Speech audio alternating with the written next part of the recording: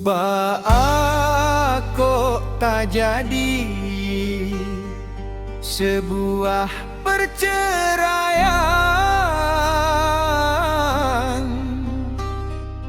Onde adik tolong dangakan.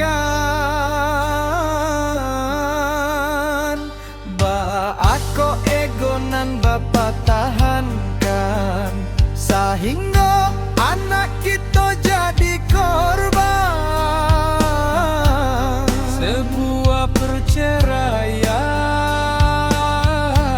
sebuah perceraian, sebuah perceraian.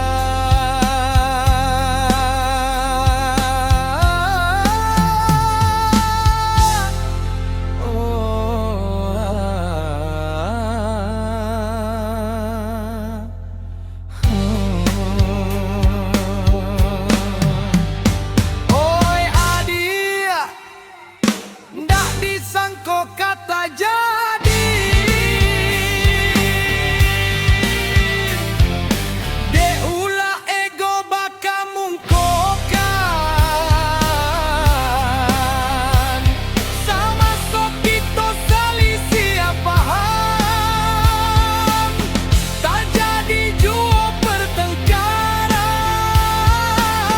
mangko tak jadi bapisah jalan.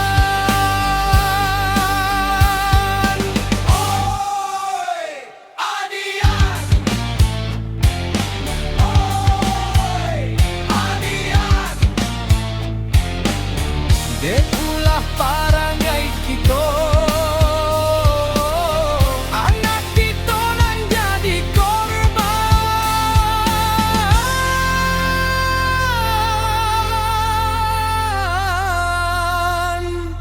Oh, jadi korban.